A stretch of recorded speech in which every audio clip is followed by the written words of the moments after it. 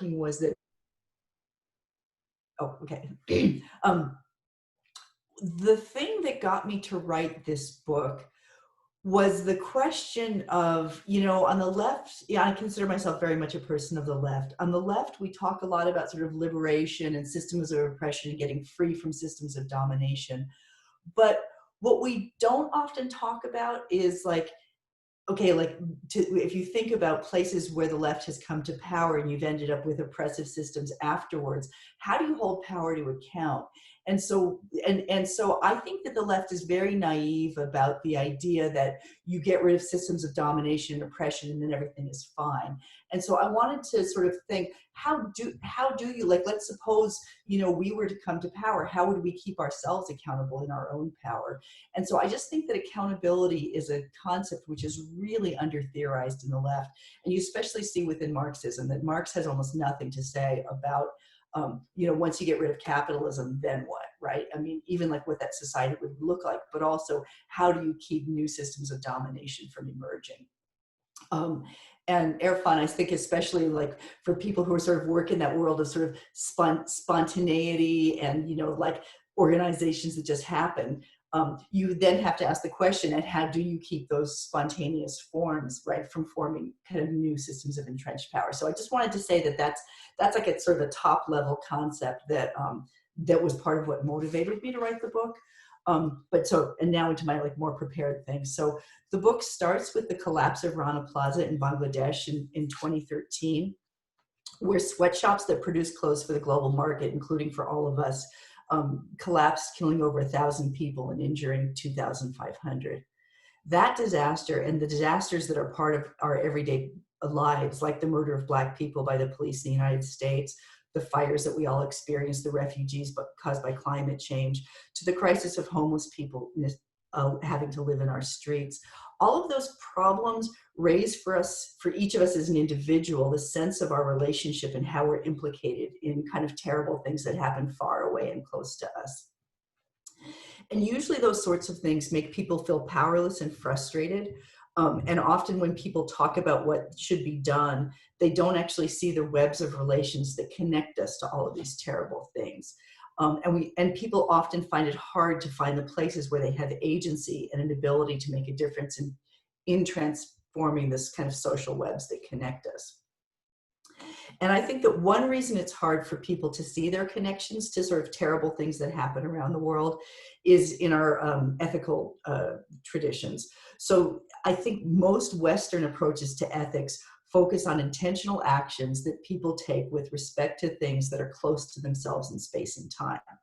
And it's hard for people, for those systems to conceptualize ethical relationships to the large-scale social problems that we're connected to. And so one of the things that I have a whole chapter in the book about ethics, about how do we think differently about our relationship to the everyday traumas and disasters that are just a part of the fabric of the world we live in. And so that's about ethics. And then the question of politics is that usually when people talk about politics, they talk about government, and especially about national governments. And yet the systems of power that cause the disasters that the book focuses on require forms of intervention that are different from and greater than simply asking governments to ask. So if we want to understand our relationship to the crises that constitute our world, we need to rethink the nature of our ethical relationships, and we need to rethink the nature of what politics is. So in the book, I developed the concept of accountability democracy, which is a way to understand what we have to do when we hold a variety of forms of power to account. So accountability democracy broadens the idea of democracy beyond the bounds of government, and it can be used as a framework for conceptualizing the actions that people take to challenge unjust operations of power. Accountability mechanisms is the other concept. Accountability mechanisms are mobilized by people all the time to challenge systems of domination. So accountability democracy is not a call for a different way to act to build a better world. Rather, it's a way to understand the actions that we're already all involved with, proliferating in the world of action aimed at building social justice. And so then if you break down what is an accountability mechanism, in other words, like how do you, so like just to take the case of police violence, like how do you hold the police to account, and what does it mean to hold that out of control power to account? And so a big part of the book is sort of developing the idea of how do you understand the mechanism of accountability and what is accountability? And so I was surprised actually when I looked into this, that how little there is theoretically on the concept of accountability. And usually most theories are kind of like, oh, you give voice to a problem and you sanction the problem. And so what I do in this book is kind of really lay out that there's 5 elements to an accountability mechanism. 1, you have to give voice to a pain as socially significant. 2, you have to amplify those voices. You have to identify the actors who should be held responsible for the problem. You have to identify the work that needs to be done to sanction the people who are held responsible. And you need to make sure that there's enough power to make the sanctions actually have an impact that's going to make a difference. So accountability democracy then is made up of actions taken to strengthen accountability mechanisms. And so in a way, that's like the theoretical core of the book, is really explaining kind of how you develop accountability mechanisms and how that then works to sort of solve the different problems that I think we don't necessarily have a lot of theory for understanding what we're doing when we do social justice work. Okay, so in the book, I look at 4 different operations of power that are hard to hold to account, and I pair each of those examples with a particular real-world example. So the collapse of Rana Plaza raises questions about the nature of global capitalist markets and the ways that people come to be implicated in the lives of others through a chain of highly anonymous interactions, which leave no one seeming to be responsible for the terrible things that happen regularly. There's a form of agency that gets constituted by what's called the market, which comes to be seen as an autonomous entity, and markets then come to be seen as having their own needs. And that agency that gets constituted by markets functions in ways that undermine attempts to limit the power of money to destroy people's lives. So markets are an example of what I call the slippery nature of power. So where it's like you can't hold the power to account because nobody's responsible, and so it becomes slippery through the way that markets get constructed. Okay, we develop accountability democracy when we challenge the slippery nature of markets by calling out the ways that real political decisions shape markets, when we fight against the trade deals that shape markets in the interests of transnational capital, and when the workers in Bangladesh collaborate with transnational actors to pressure companies to increase building safety. Just as we are all in some ways implicated in these disastrous forms of power, so we are all also always capable of participating in a variety of ways in strengthening the accountability mechanisms that hold those powers to account. Okay, then my next example. The situation faced by the people of Greece in 2015 and by most global South countries over the last 50 years can help us look at another aspect of global capitalism, which is the role of large-scale actors such as transnational finance institutions in causing problems that are too large for governments to easily control. In 2015, the Greek people were suffering under the weight of loans that had been taken out by a corrupt government. The people elected a left-wing government that was expected to say no to the transnational financiers who were insisting that the loans be repaid in ways that would lead to extreme poverty for many Greek people. Shortly after that vote, the government tried to negotiate better terms for the loans and failed at that, and then agreed to accept a bailout with terms that meant extreme immiseration for the Greek people. The situation faced by Greece in 2015 helps us understand systems of power that are so large that mechanisms for holding them to account are underdeveloped. And so this example helps us look at large-scale operations of power. The Greek government was faced with an almost impossible choice between defaulting on its loans and possibly crashing the economy on the one hand, and capitulating to the banks on the other. There's much disagreement about whether or not the left-wing government of Greece made the right choice when it capitulated to the institutions, but it is clear that at that moment of the crisis, the Greeks had no good option because of the sort of out-of-control, unaccountable forms of power constituted by those multinational agencies. One of the most important aspects of an accountability mechanism is that a problem is seen as caused by some sets of actors, and the actors who are causing the problem are then pressured to change the situation. Accountability democracy does not ask who has been authorized to take action to solve a problem or who the agents are whose job it is to solve it. Rather, it analyzes the real landscape of a social problem and asks what are the leverage points that can be impacted to hold power to account. In this case, an increase in accountability democracy would mean that there was a functioning accountability mechanism that could force the banks that were destroying Greece to change course. And those outside of Greece, at that time, a lot of them focused on, what the Greek government should have done, but really the focus should have been on those transnational institutions. Okay, a little more than halfway through. Okay, many important things are being done everywhere in the world to deal with climate change. This is my third example. Governments are enacting policies that will reduce emissions. Organizations are pushing for changes.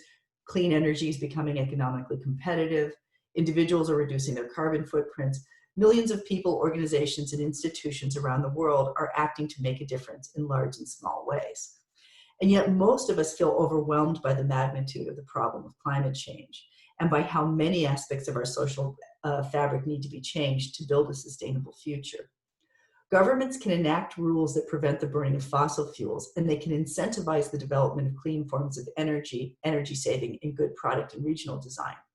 But in the US, the forces pushing for those changes are up against an industry that holds trillions of dollars in assets and that has spent at least $1 billion trying to influence public opinion and to capture and control the US government. That situation helps us to see how government acts as a vector for power, preventing some accumulations of power and enabling others. It raises the question of the nature of the rule of law and how governments operate to solidify power relations, to make certain flows of power normalized and accepted, while also being places where structures are set up to regulate and in many cases limit the flow of power. So I have a whole section in the book just kind of really understanding the nature of the state as a vector for power. People in many countries feel increasingly powerless to have an impact on the ways that power flows within the circuits of government. People all around the world are beginning to see notions of electoral democracy as empty promises to influence states that are not able to deliver the good lives people hope for, while being run in the interests of distant elites. Governments then are an example of the contested nature of power.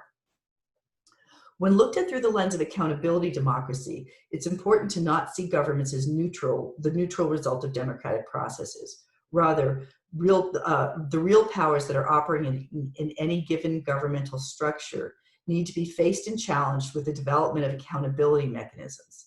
In the case of the US government and climate change, accountability mechanisms need to develop that expose the impact of money on governmental decisions, find ways to strengthen the responsiveness of government to the interests of people, and be clear about which aspects of a problem can and should be solved by government and what other avenues there are for significant change. Okay, the last section. Mass incarceration and police violence are another area where many people feel a sense that the problems we face are intangible, the lines of responsibility blurry, and the solutions beyond reach. Many of us in the US are horrified by the ways that the police can murder people of color with seeming impunity. What makes it such that some bodies count and others are experienced by people with power as if they didn't matter? In the book, I talk about the murder of Eric Garner, but everything I say there, of course, applies to the hundreds of murders that happen every year in the US, including the recent murder of George Floyd. The murder of Eric Garner by Eric Pantaleo of the New York Police Department raises questions about how the very humanity of whole groups of people, in this case Blacks in the US, but in many other instances, women, queer people, people with disabilities, etc., are socially constructed as not fully human. This construction then leads to the idea that they are not deserving of the moral and legal deference that limits the use of violence against those who are understood as having the full rights of their humanity. Police murder then is one example of the ways that operations of power are enacted through elusive systems of meaning, in this case, the meaning of who counts as fully human. Holding those powers to account involves the development of all 5 aspects of an accountability mechanism.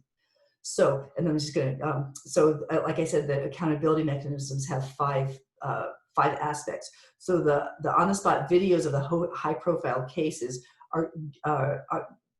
give a voice to the pain of the communities who have lost someone to police violence. The hashtag Black Lives Matter has put what had seemed as a routine police operations into a values framework that shows the reality of Black lives is not mattering to the criminal justice system and shows that to be an urgent social problem. So there's voice, but then it's like, it doesn't matter if you show all the video if people don't think it matters. So that there's voice, but then there's also the values part. The movement for Black Lives is working to hold specific governments responsible for the actions of the police they're accountable to supervise. They're running people for office, pressuring office holders, pursuing lawsuits to mobilize the power then, which is needed to change practices. So it's the sort of the mobilization of that kind of like shifting systems and holding people responsible. It's the power part of the accountability mechanism. And those mobilizations of power are in some case leading to sanctions on police departments to prevent future aspects of police violence. So very briefly to conclude, what I'm doing in the book is not suggesting a new framework for action, but rather it's a framework for understanding what it would take to have democracy in a very interconnected and unstable world, and to explore our ethical relationships to those things. So again, it's like rather than focusing on representative democracy as the locus of, if democracy means the people have power, then accountability democracy means people have power when they're able to control their lives by controlling the systems of power, which sort of have impacts on our lives.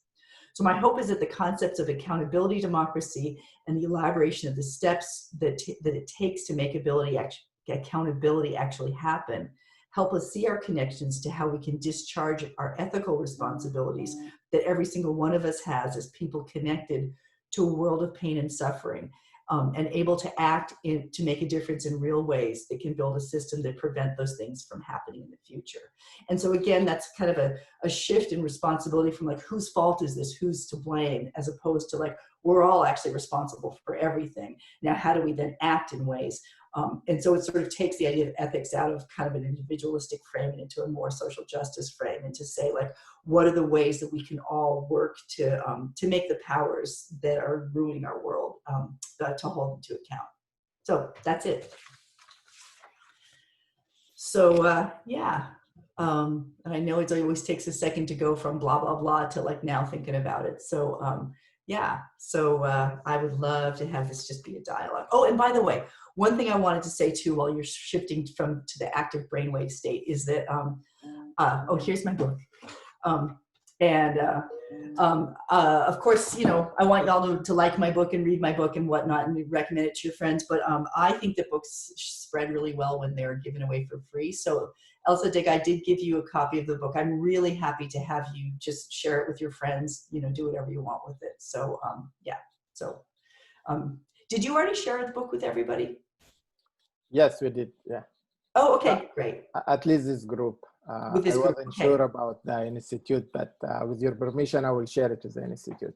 Yeah, no, please do, please do. Yeah. Good. Thank you so much for this quick overview. And the floor is yours, all of you. Jump in, and we have plenty of time to have a decent conversation about this idea. And I've been really fascinated by the idea of accountability for a person coming from the Black global South. We often ask to enact a revolutionary act toward, you know, this giant supernatural power structure that, especially in the financial aspect. You know, you mentioned that Greece is being the first example in somewhat global north capitulating to the international financial institution, but people of the global south, 2/3 of the humanity, suffer for the last half a century from crippling, almost neo-colonial style of subjugating the state's people, natural resources to be just held hostage, while we strive for a representative democracy or electoral democracy. But yet, when I engage, for example, with the leftists in the global north, they romanticize our action just to have a glimpse of how we can organize our society through democratic means. Their question is, why you don't go for full-fledged revolution? I said, okay, you now also condescending as a leftist that you don't think that the people of the global south actually deserve as a civility, a civil space in order to to re-engage with issues and to launch this idea of accountability. We want to live in a world that, even if it's capitalist, but at least have humane circumstances and accountability mechanism. So I'm really appreciative of the way you dig into it, because it's the same my frustration. I have the critique, but I didn't have this account of accountability. So I'm so grateful that we can translate this work into more framework of understanding power and power relation and the systems that organize our societies. Elsa, could I ask you? I think what you're saying is really interesting, and I don't. There's a piece in what you're saying that I don't totally understand, which is you're saying that the global North leftists are saying that like in global South countries, you should have a revolution, and that that's going to solve the. And in other words, what you're saying, that this sort of the simplistic notion that if you just had a revolution, that everything. Now I understand. Yeah, no, entirely. And that's actually partly what, you know, and I did, by the way, one of you is studying what I studied what's called development studies at Berkeley as an undergraduate. I think it's a really problematic term. I hate the idea of development, but anyway, but you know, but the sort of politics and economics of the global South is the way I describe that in a better way. So it's an issue which I'm very interested in, very concerned with. And that was part of the motivation behind the book on capitalism too. But I really agree with you that it's like that people think that a national government is the main thing, and it's not, right? If you have a democratic national government, but you know, sort of a culture of dehumanization, that's a problem. But especially in the cases you're talking about, right? It's the most progressive, wonderful, really thoughtful government in the world is going to do be able to do a very small amount for its people, as long as the IMF and the World Bank are doing what they do. And so that's got to change. And then everybody says like, oh my God, why didn't they solve the problem? And I think so much of what we call the crisis of democracy right now in the world is because people really think if they elect the right people, everything will be fine, ignoring all those other aspects of power, which are what create misery. So thank you anyhow.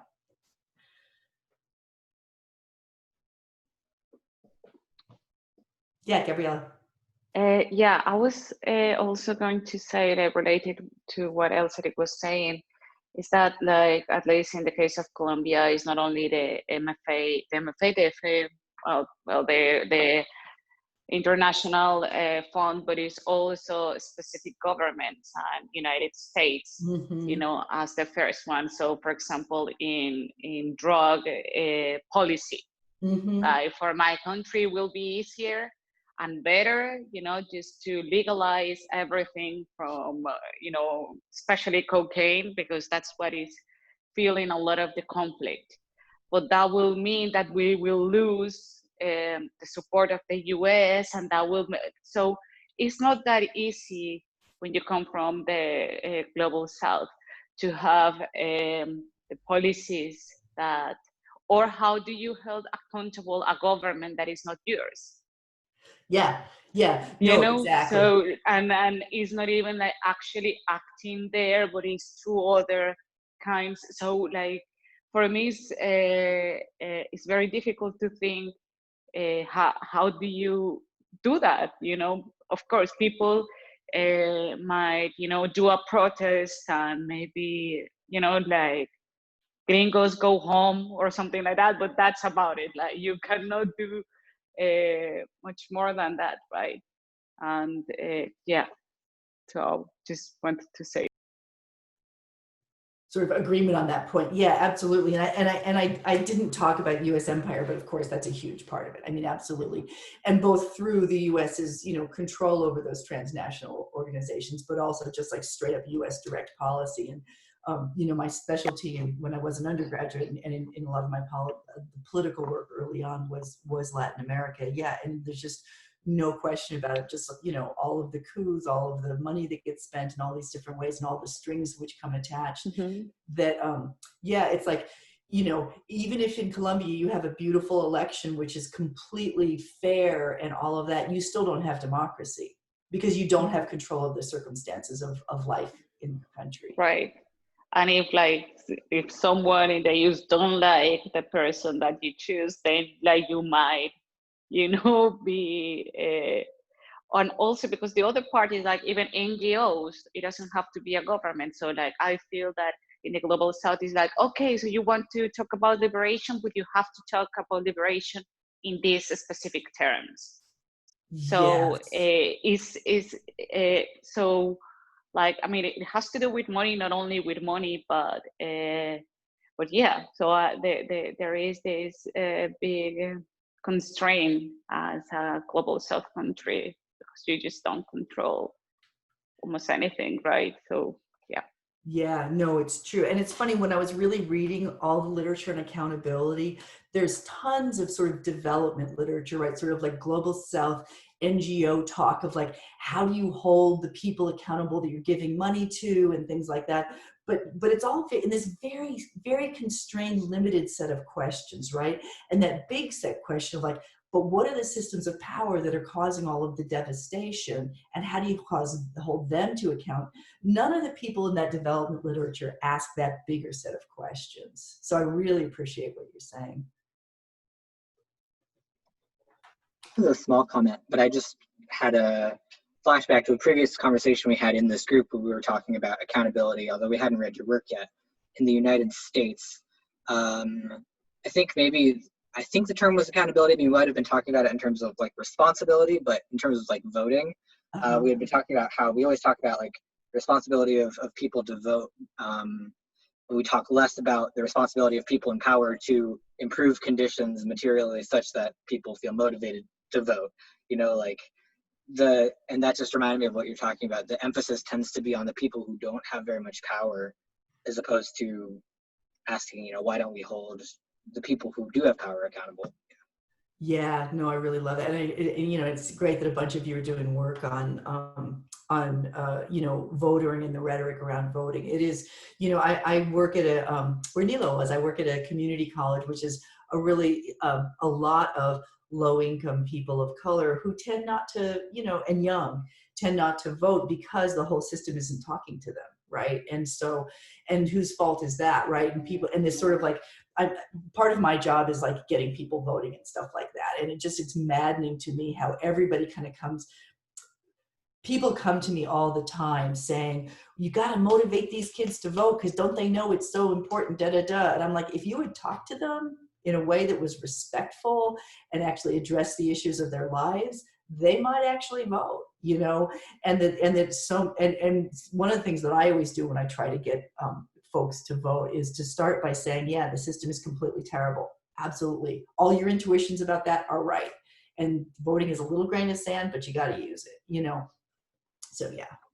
Yeah, I did like politics work in 2016, and I was in a similar position, especially as a 17-year-old at that time. I think I had a lot of powers to be able to say that to people. So yeah, that's really important. And I also relate to that as somebody who works at a health department right now. Well, doing HIV tests actually is what I do at the health department. We often, even just like in the profession of public health, they try to avoid the shame, but like historically there was a lot of like, you know, you are accountable for your own like sexual health and your own health behavior. But often like there's so many people who we're not reaching or who we've completely shamed out of listening to public health. And so I really appreciate just like, I don't know, it feels so simple and so basic, but shining like accountability back onto institutions and the people who actually have power goes a long way.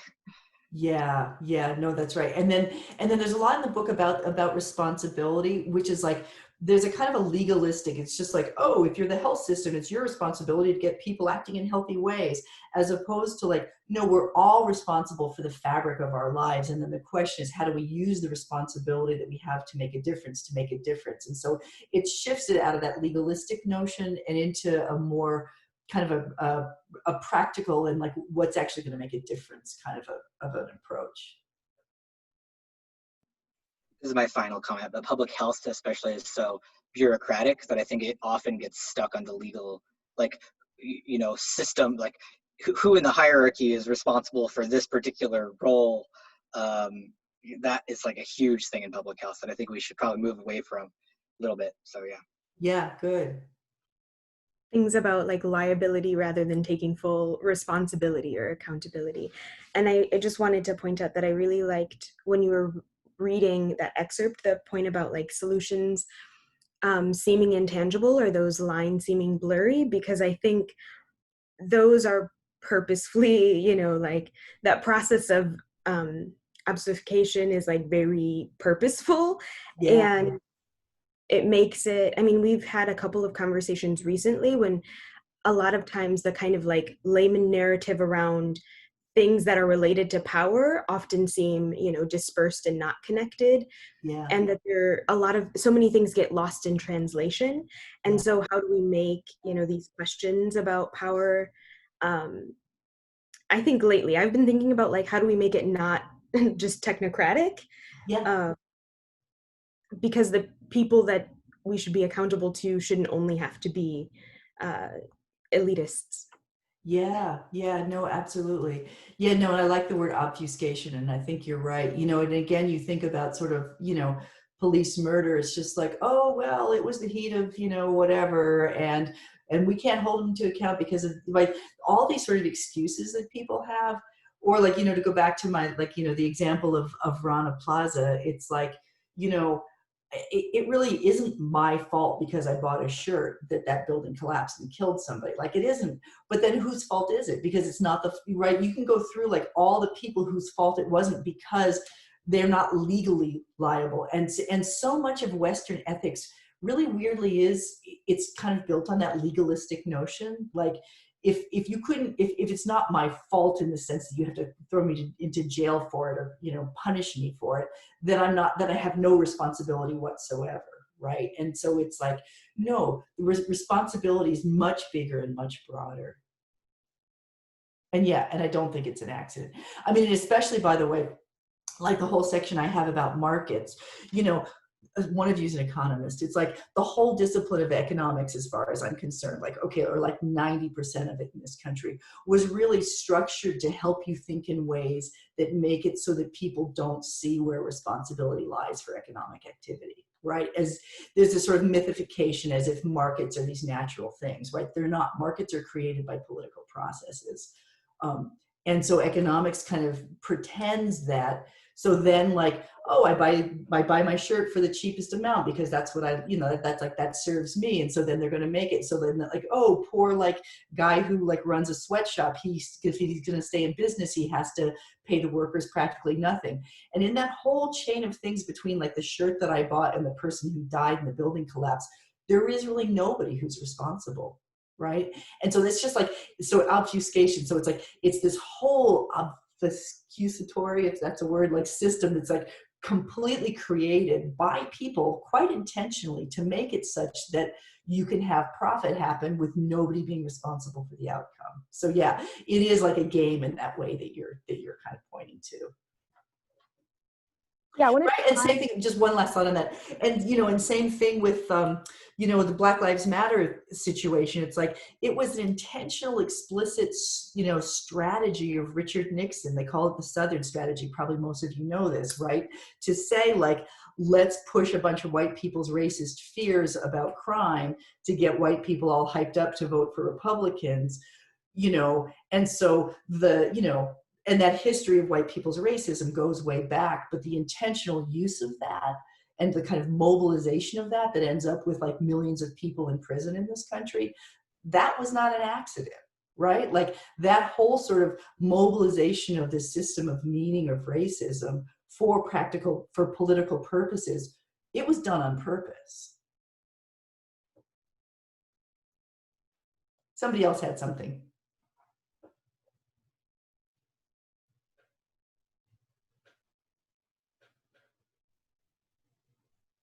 So I wanted to make a quick comment about something that you say about how, especially in the West, the ethics are connected to these legalized notions, and how that ends up working is that if you have good lawyers, then you can be more ethical, or like kind of, you know, like say, okay, no, it's not and I'm not liable.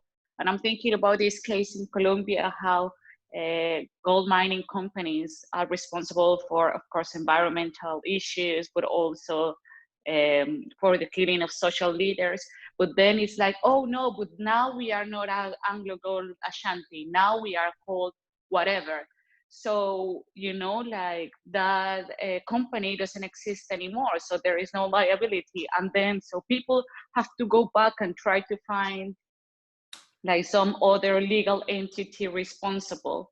Yeah. So like, I don't know. I just wanted to comment Yeah, that. no. And so what I want to say, that's interesting, Gabriela. And so what I want to say about that is like, so you take an example like that, and then the legal question is like, oh, is this company the same as that company? And can we hold them responsible? Or like, does that company not exist? Right? It becomes really, but for me, the deep real question is, how do we make it such that the gold mining does not destroy people in Colombia, right? And so that becomes the ethical question. That becomes the question of accountability. And if it's the case that the new company, same as the old company, and if we nail them, then people won't do that anymore, then that's who you have to go after. Right. And so, and it may be that the legal system isn't strong enough to do that. And so that then you need to use these other systems. And so for me, it's, because I am fundamentally in my core social justice activist, the question always has to become, what is the way of understanding this situation such that we can mobilize the resources to stop the social pattern that's causing the problem. Right. And that's the question, and not sort of like, am I to blame? Am I a good person? Who's legally responsible? Like, those are sometimes important questions, but they're generally not the most important questions.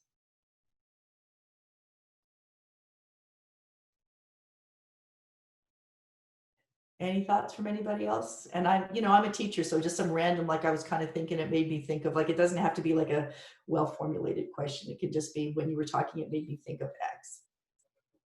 I have a question Yep. for you. Okay. So somebody else wanna speak? I could hold off. Go ahead. Okay. I can go later. Okay, Maria. Thank you. Yeah, go ahead, Maria. I will wait. All right. I was thinking about the whole time. I was trying to situate this notion of accountability in my own field and in education, and it's very problematic. And I see how it resonates with me how you say that in the left there isn't much thought around accountability, and in education specifically, accountability is something seen as like implemented by the right in many, like it's very associated with neoliberal models of how to run schools, how to run offices, and so on. And what I have seen specifically in education in Chile is that accountability has been brought into a system with very good intentions, but it has caused a lot of problems to specifically the local level. Something I think of one example in Chile, for example, you can now, if you have any trouble, if you're a parent and you have any trouble with your school, you can submit a complaint to the Ministry of Education, and there is a whole process that gets open to investigate the school and that's great, because now parents have power to hold accountable schools. But that has also put a lot of pressure on the school, because every process that gets open, it's a huge like a huge investment of resources. And so the principal tells me, like, now I have to spend 80% of the time defending myself from the parents. And usually I end up winning the cases and so on, but still it's like precious time that I cannot be working with my teachers in order for them to improve education. There was one case in which one student fell down from this like playground in the school, and there was a whole process, and the school was sanctioned with like 3,000, like a public, very poor public school was sanctioned with $3,000 in the Chilean money. And so the people in the school told me, like, why didn't they allow us to use that money to improve that playground that caused the whole problem, that was actually donated to the school? We had nothing to do with it. Yeah. And so my analysis, my reflection is around how do we balance to make people accountable, but at the same time, not to frame accountability as a trouble for progress and for improvement? Yeah, it's a really deep and really interesting question. And I have to say, one of the first critiques I got of the book from a reviewer was from somebody from Great Britain who said, for us, accountability is a right-wing notion, right? And I really, right, and one of the ways I think about that is, I know at least in this country, there's a right-wing thing which I call pseudo accountability, right? So for example, like look at the whole stupid conversation around voter fraud, right? It's sort of like, oh, we need to hold our voting system accountable, and so we can't have mail-in ballots because it's unaccountable, or somebody who applies for welfare, we have to make sure they're not cheating, so we have to do extra paperwork. So there's a whole sort of right-wing use of the concept of accountability, which is about, really, it's not actually trying to make sure that systems are fair and power is held to account.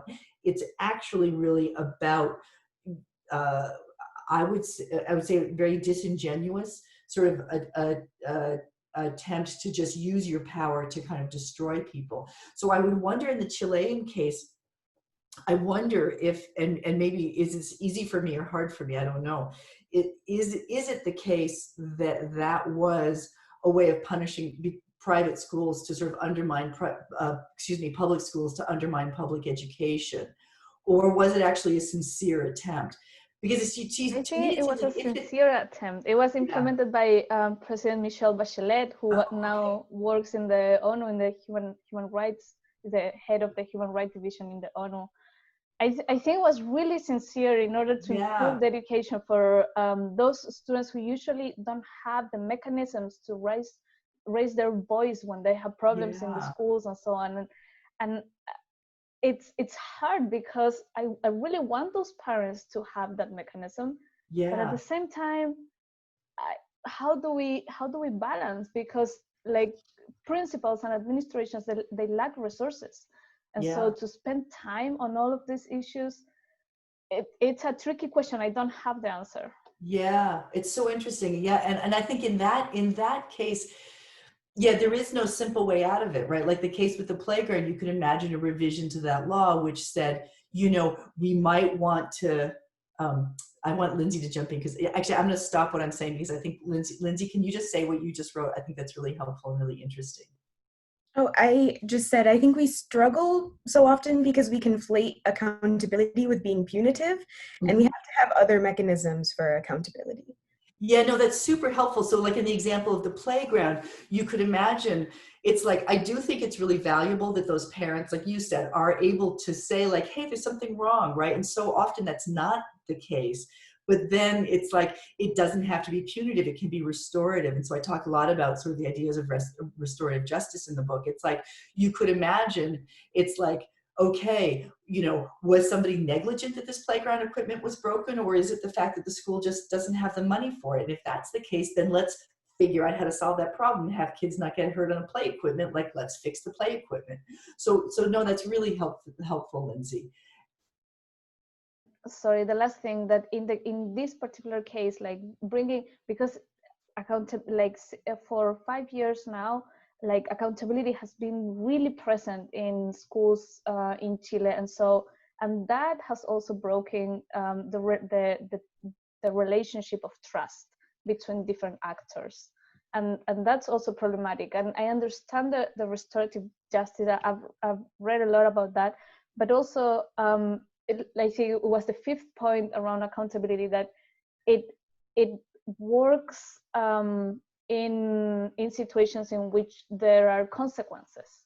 Like if so again, I feel it's a very thin spectrum.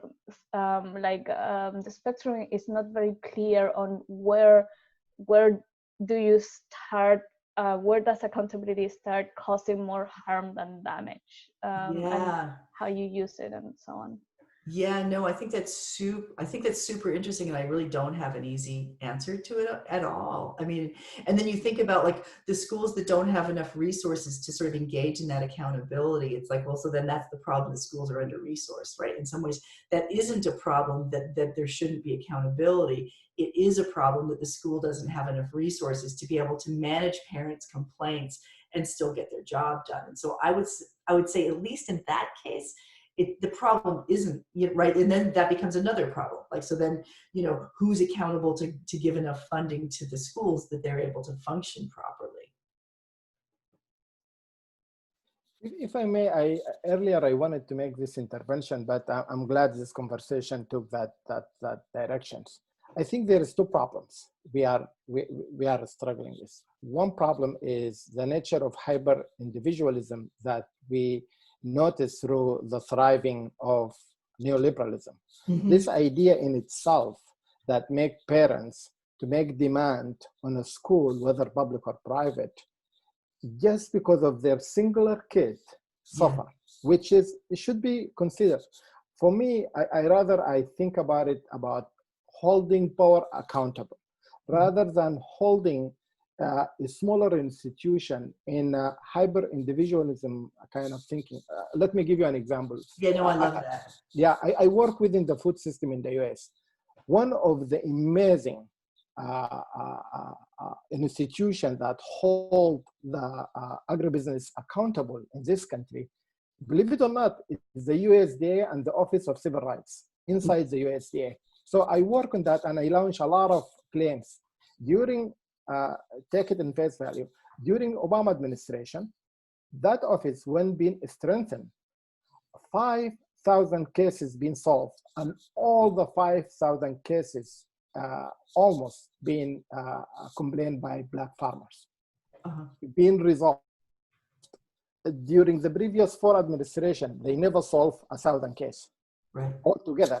So what I'm trying to say, if I think about it in the United States, about a school using DeVos or charter school ideas, so every single lunatic right-wing person could demand in a school to direct their curriculum that direction, not this direction, to hold the public education or to hold science from public education.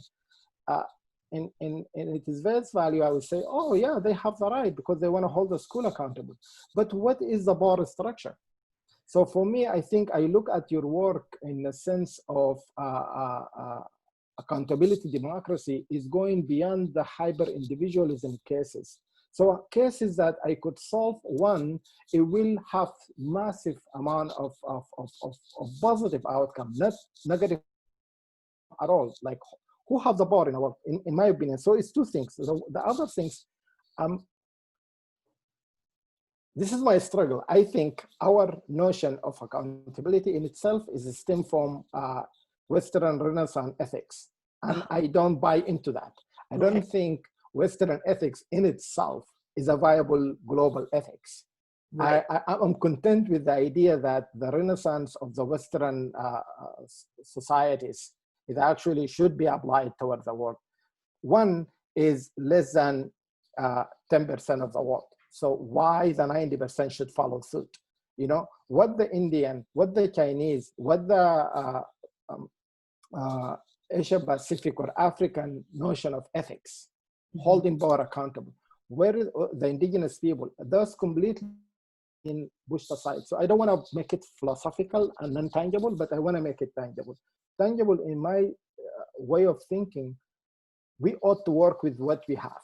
I can't work with what I don't have. I don't have non-Western ethics. So I can be in conversation with, let's say, Trump administration of not harming the indigenous land or preserving the environment by saying, why you, Donald Trump, adhere to the cosmovision of indigenous people? It's not workable. It's philosophically, I could make the case, but in tangible way, can I use the EBA of United States and hold the power accountable to its negligence? And at the same time, I agree with Maria, and I see her frustration and difficulties, but I think if we go that pattern as people, I think we're gonna lose the case completely if go all down in a level of school districts, and I'm not blaming the Chilean parents or anything, that they have a right, but that's exactly the mechanism of hyper-individualism, of neoliberalism, to debilitate public accountability to the power structure, in my opinion. It happened all over the world, and we see the case is really good, but yet is really have bad outcome. Last example I will give, the issue is sending federal agent to Portland. In what basis the administration did it? They didn't did it out of, no, it's a single mother complain about her kids being killed, and she wants justice for her kids. Now, the whole entire movement, anti-racial violence movement, will suffer because, you know, the administration said, we want to respect the woman, the mother desire to get her justice for her child being killed.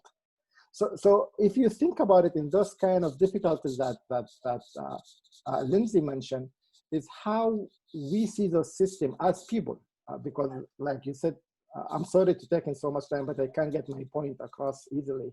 Like how you're saying that who's responsible is not only government, but we as a human collective, we are responsible. And we have to figure out, especially in the left and progressive, we have to figure out a way that utilize the utility of accountability in a way that is conducive to the collective while not neglecting individual concerns.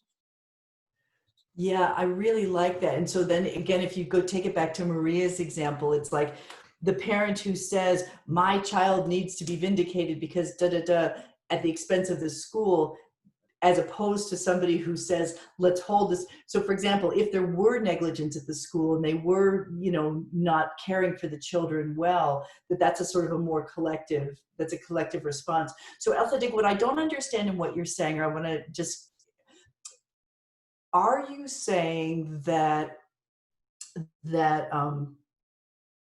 when we talk about accountability, we have to talk about it along with a critique of hyper-individualism? I think that's a way to sort of split the kind of like the forms of accountability which lead to social justice from the forms of accountability which lead to the sort of the kind of problems that Maria is talking about, and what I call the sort of right-wing, like sort of pseudo-accountability.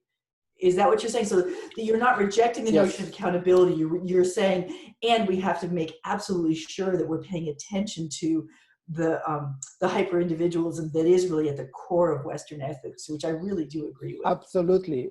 Think about it about the freedom of speech. It's the same thing. So I'm free. So I can come here and cuss you all because I have freedom of speech. Is that a right notion of to hold that right? We say no. Or the right to bear arms. All these very deceptive notions of we as the people have actually any rights is stem from the Western Renaissance ideas about hyper-individualism.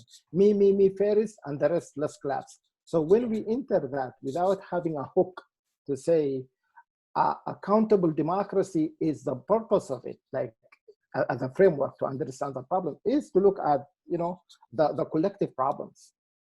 Because if we go into individual patterns, we fall in the trap of neoliberal hyper-individualism that insists that we should solve our problem with our bootstraps. So, hey, why you don't do X and Y and Z? Because again, it fell back to our own individual responsibility. I can't graduate, I don't care because I didn't study hard enough. Not because I don't have transportation or food or my parents are laid off. No, absolutely, I agree with you. I think for us in the left, maybe I'm not being precise, we need to figure out not to fall into the trap of neoliberalism setting up the mechanism for us to organize our society. So how we can push ourselves to rethink how we espouse those and our ideas about even the shortcomings of electoral democracy. Either we use it or we don't use it. We have to start somewhere in order to improve and to flip the system. And I think we get the privilege to say from far, we want this hyper-individualism solution, but at the same time, we can't handle it when we use the other side. Yeah. So either or, like we can't have it both ways. And I agree with you. We have to distinguish our understanding of the framework from hyper-individualism. We have categorically to say, this is the sort of the problem. Because if you think about it, the corporation have the same right if we accept the hyper-individualism. So they have the right actually to do what they do, you know, because we are implicated by our consumerism attitude that the collapse of the Bangladeshi sweatshops is not my responsibility then. Right. Good. Yeah, no, that's really good, Al-Sadiq. And I do think that, you know, you use the word neoliberalism, and I always feel like neoliberalism is sort of a euphemism for capitalism, right? You know, what you mean is, and that if you take the sort of capitalism back to the roots, you know, 500 years ago, right? Colonialism, slavery, capitalism, the Enlightenment, individual rights, all that happened at the same time, right? And that's all part of one kind of dynamic worldview, which set up so much of which is like deeply problematic and dangerous in the world right now. And I have a lot in the book about that sort of critique of both sort of democracy, meaning each individual in their relationship to the government as individuals, you know, sort of that those discourses of individualism are so deep in Western thinking, and I do think they go back to about 500 years to that sort of moment of origin with slavery, colonialism, and capitalism, and so much. And I have a bunch in the book about that. So I really agree with you that it's like as you're undoing capitalism, you also need to be undoing those individualist notions in ethics and in also how we think about politics. Wendy, you look like you have a thought. Oh, yeah. I think this is just underscoring what the exchange has just been, but the core, I mean, a lot of this framework around individualism was, of course, an inheritance of what you just mentioned. And within that framework, we determine and accept, in some ways without question or interrogation, the unit of analysis that flows from that. Mm-hmm. So for example, like this fixation with looking at corruption, Yeah. like a corrupt public official as the ultimate problem, or or even in the example of the well-meaning education reform effort, being able to think of education as a commodity and therefore this consumer mechanism around who's making the complaint, rather than looking at the unit of analysis for who's doing the work to create that problem in the first place. And that's often a structural relationship or a legacy of a power apparatus that you're raising up within you're expanding the idea of accountability beyond voice and sanction, right? You're adding these different dimensions that would filter out what that dysfunctional accountability measure might be. Yeah, I really love that. So you guys are doing such a good job helping me answer Maria, like, right, that's really, yeah, that's really right, because, right, does that make sense, Maria? In other words, that it's sort of like, it is that sort of consumer sovereignty model. It's just like, my child's in school and they deserve to have it work well, and, you know, and then I'm gonna, you know, have the school treat my child well, as opposed to like, what are the processes that make it such that we have well-functioning schools? It's like, yeah, no, absolutely. I think that's super helpful. And absolutely in the talks about corruption, it is sort of like the bad individual, or like police abuse, right? Like the one bad cop, as opposed to like, what are the systems that enable cops to be murderers, right? That looking at these things in their systemic relationships, and what are the, and then the question becomes, what are the accountability question is not that right-wing accountability of like who's to fault. It's to say the systems are the problem, and so what are the things we need to do to make it such that the fabric of the systems which connect us actually work well and serve our needs, right? That becomes the important question. That's really helpful, you guys. Anything random or off in a different direction? I really want to encourage those who didn't have their voice heard, and yeah, please, we have about 10 minutes left or so. So if you have any comments or ideas that you're grappling with, I think you will benefit from Cynthia's take on it. So don't be shy. There's no idea is a small idea or comment. Could I throw an idea out to, and I'm sorry if I'm mispronouncing your name, but Irfan, because you had said that you're doing work on a kind of like, you know, spontaneous movements, and I just finished reading the book Twitter and Tear Gas And, you know, and one of the things that comes up in that book is this idea that so often now with the internet and social media, movements come together very quickly, right, and are able to accomplish huge amounts of things. But what she argues in that book is that if you don't have accountable systems of organization, that it becomes very ephemeral, right? Like you can accomplish a lot very quickly, right? Like everybody was on the street after George Floyd was murdered, huge amount happened. But then if we're going to translate that into sort of ongoing work that's going to systematically change the institutions, you need to have that movement somewhat accountable to organizations. And I think that there's I have a very complicated relationship with anarchism. And I think that there are ways that within the anarchist tradition that people sort of romanticize those moments of spontaneity, but then don't take seriously enough, you know, like what are the things you need to do to make it such that the movements have traction, shift institutions, are accountable to their members, and all those kinds of questions. So I was just wondering if you had any thoughts about any of that. I don't know if I have any particular like coherent thoughts about that.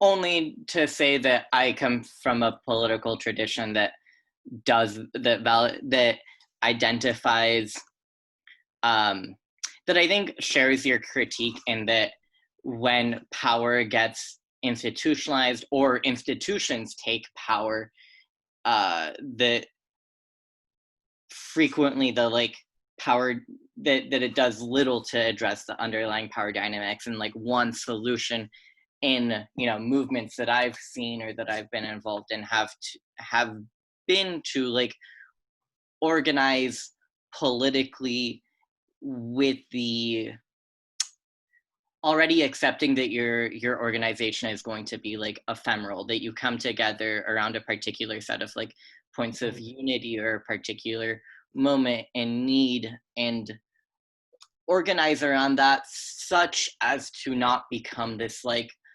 static entity that is imbued with more power than it should be, that you move instead towards like the abolition of power. Uh-huh. Yeah. And you know, one of my things is, you know, I read a ton of books about power and the nature of power, and Foucault and blah, blah, blah, and all that stuff. And actually, I felt like my favorite definition of power came from Martin Luther King, of all people. And he calls power the ability to achieve purpose, because it takes power outside of that moral framework, right? It's just like, you know, so I actually feel like we want power, but we need to hold power to account, as opposed to we don't want to hold power because power is inherently problematic or evil or bad or something like that. So yeah. All right, could probably go down that hole for a super long time. We're almost out of time. So here's one thing I like to do by way of closing, if you don't mind, is just like sort of, you know, just a quick lightning round of just like a random thought from everybody. Would that be okay? Super random, super quick. And then, sure. Okay. And then one of my things I like to do too is just like, if one of you could start and then just pass it to somebody and then just pass it till we have everybody. Can we do that? And then Elsa can keep track of who hasn't gone. I'll just start by saying you guys are so engaging. I wish I worked with you like in an ongoing way. So just note that, Elsa did. I would love to like, you know, volunteer at the Institute or something, but you guys are so super interesting. So super fun. I'm going to pass it to Lindsay. Random quick thought. I think I'm just still thinking about Maria's example, and I'm wondering like to whom the money or the restitution was paid.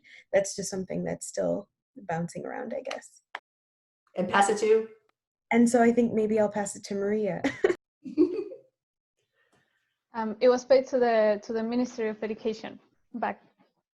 And my thought is systems and not individuals. And I'll pass it to Sabrina.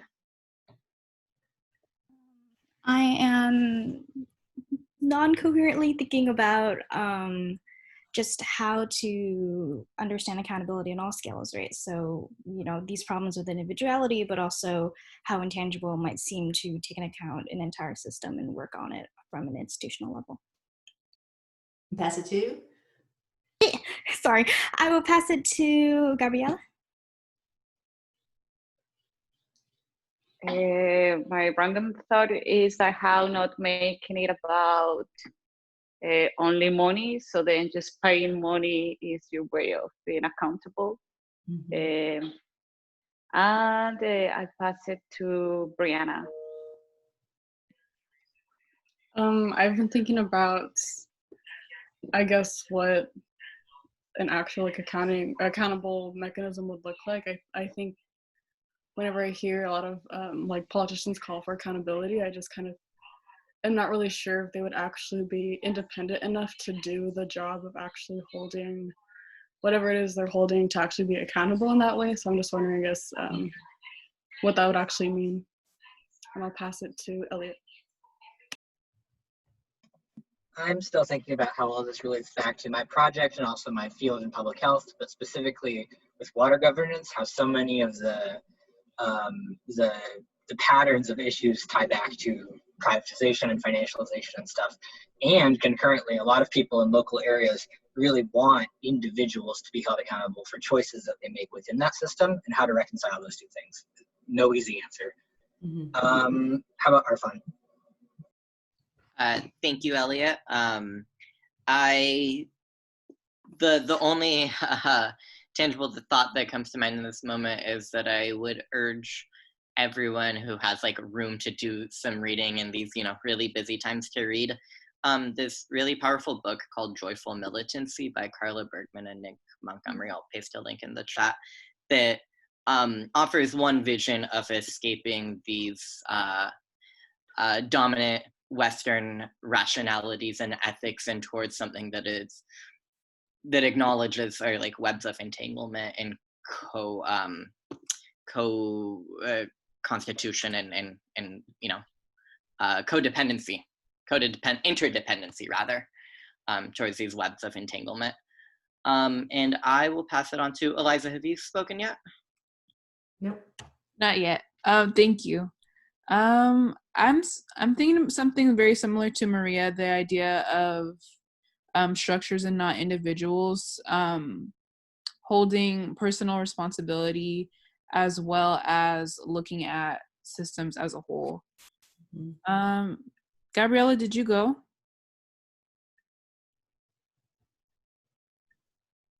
Or maybe Dahlia? Yeah, thank you. Cynthia, I've been thinking about your comment about markets and kind of like the obscurity of hiding behind the language of markets and like the competition and I guess for me, I've been thinking more about like how do you hold these systems accountable when we kind of operate within a capitalist structure, and how do you hold these systems accountable when these economic systems that rely on these mechanisms are so deeply entangled with the political spheres that we rely on. And so for me, like, I guess I started off studying economics and then I moved into political economy for that very reason. It's I never understood them as being separate. And so that's what's been going through my mind right now. I'll throw it to Nilo. Awesome. I've just been kind of taking it all in.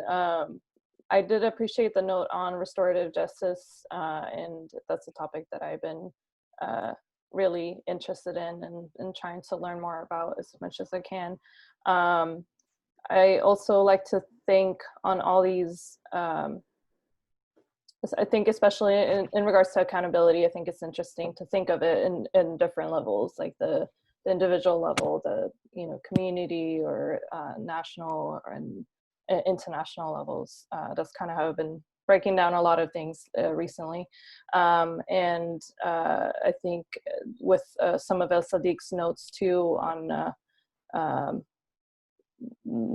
guess, problematizing it more from a non-Western standpoint too is interesting as well. So I'm looking forward to read a book and just diving a little deeper into the topic. I'll pass it on to, let's see. Have any of the fellows not gone yet? I haven't gone. This is Naomi. Okay, please go ahead, Naomi. Thanks, Nilo. I think Lindsay stole my question a little bit for Maria. I was just curious as to what that money was being given to.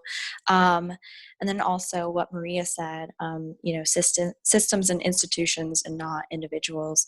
And just within a larger conversation, just holding ourselves accountable within the institutions that we have any jurisdiction over. And then also what Nilo said about accountability on each level specifically, both on the individual level, community level, etc. I'm not sure who has gone. Let me look through the list. Nicole? Maybe Nicole. Oh, Wendy? Nicole.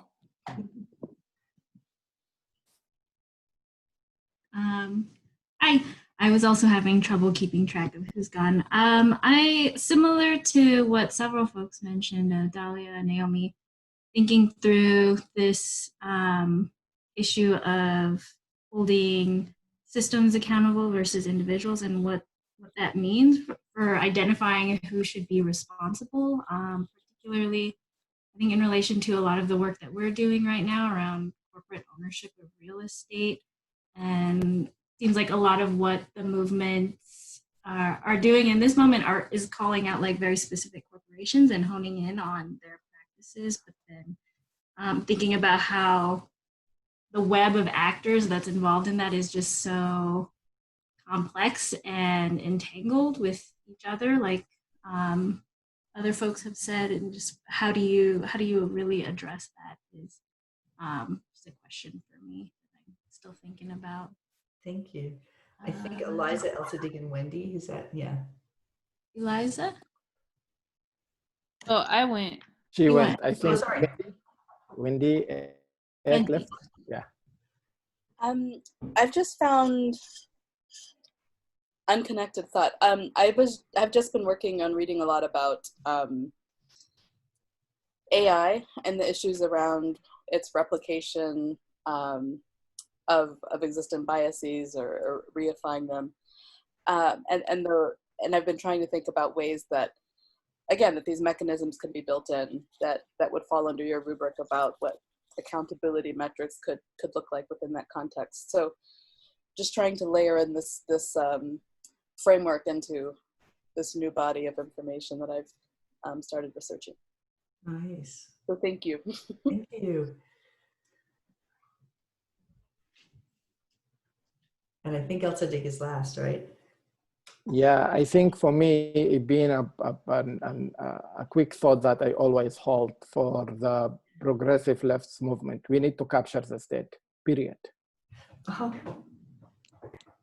I mean, only way, because we are keeping always in the, especially the last 6 years since 89, not 69, 89, since the 70s, we just need to capture the state. If we don't capture the state, all this doesn't work. Yeah, and yet, as you said, and capturing the state isn't enough either, right? Both of those things are true. Yeah, yeah. Very true. I totally agree. I totally agree. All right, you guys, you've been such a pleasure. So thank you so much for having me. And yeah. Thank you so much, Cynthia. Thank you so much. And we hope to engage with you again and again. And please don't just reach out. Okay, good. Thank you. And Nilo, can I have a copy of the, this? The recording. The recording? Yeah. I believe so, yes. Sadiq, we're fine with sharing it. Yeah, of course, of course. Okay, good. All right. Thanks, y'all. Have a good summer. Thank you, everybody. Thank you. Bye, all. Good to see you. Bye. Bye.